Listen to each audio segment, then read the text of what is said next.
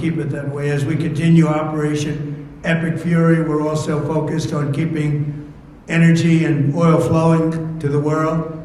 And I will not allow a terrorist regime to hold the world hostage and attempt to stop the globe's oil supply. And if Iran does anything to do that, they'll get hit at a much, much harder level. I will take out those targets that were easy and that I mentioned just before. We'll take them out so quickly, they'll never be able to recover, ever.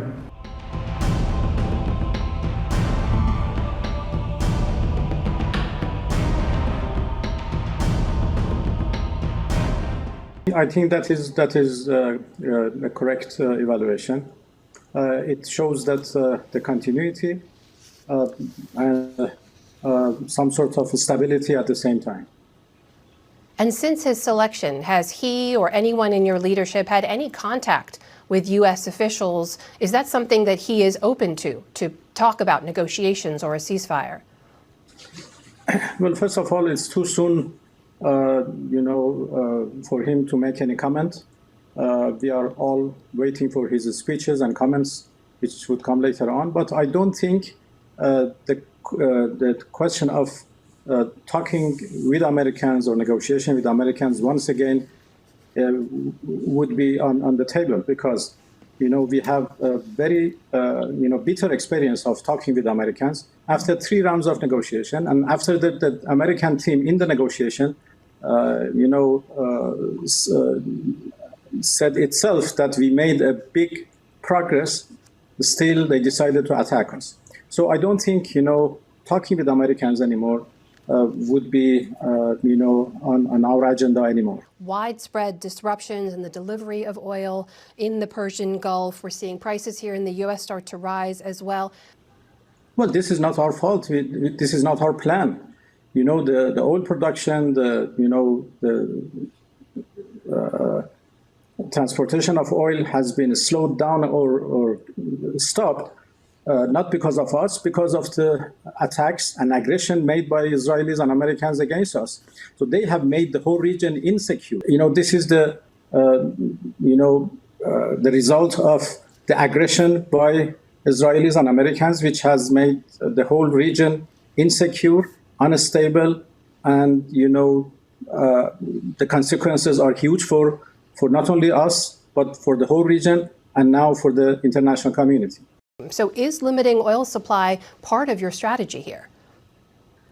Well, actually, this is a war imposed on us, and what we are doing is only defending ourselves.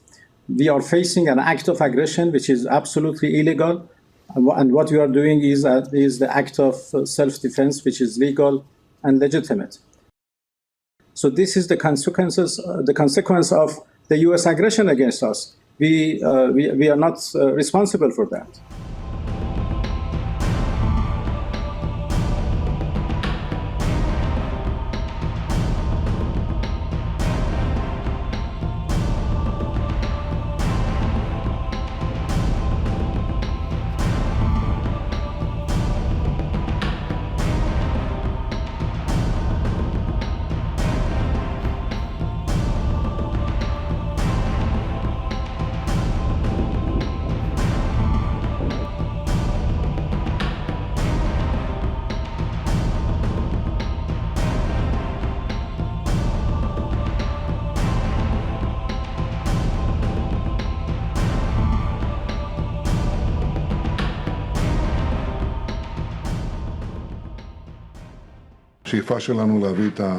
Our aspiration is to enable the Iranian people to cast off the yoke of tyranny. Ultimately, it is up to them. But there is no doubt that through the actions taken so far, we are breaking their bones, and there is more to come. If we succeed together with the Iranian people, we will bring about a permanent end to the extent that such things don't exist in the lives of nations. We will bring about change. And we're already bringing about a massive shift in Israel's standing.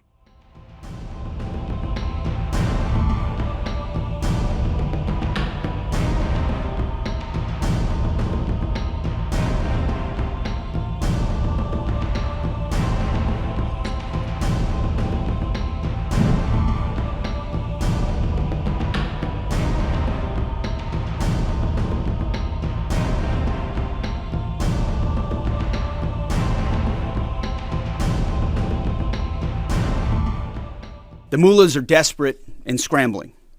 Like the terrorist cowards they are, they fire missiles from schools and hospitals, deliberately targeting innocents, because they know their military is being systematically degraded and annihilated. Iran's neighbors, and in some cases former allies in the Gulf, they've abandoned them. And their proxies, Hezbollah, the Houthis, and Hamas, either broken, ineffective, or on the sidelines. Iran stands alone, and they are badly losing. On day 10 of Operation Epic Fury, we are winning with an overwhelming and unrelenting focus on our objectives, which are the same as the day I gave my first briefing here on Operation Epic Fury. They're straightforward, and we are executing them with ruthless precision. 1, destroy their missile stockpiles, their missile launchers, and their defense industrial base. Missiles and their ability to make them. 2, destroy their navy. And 3, permanently deny Iran nuclear weapons forever. It's a laser-focused, maximum authority mission delivered with overwhelming and unrelenting precision. No hesitation, no half measures. As President Trump declared yesterday, we're crushing the enemy in an overwhelming display of technical skill and military force. We will not relent until the enemy is totally and decisively defeated. But we do so on our timeline and at our choosing. For example, today will be yet again our most intense day of strikes inside Iran. The most fighters, the most bombers, the most strikes. Intelligence more refined and better than ever.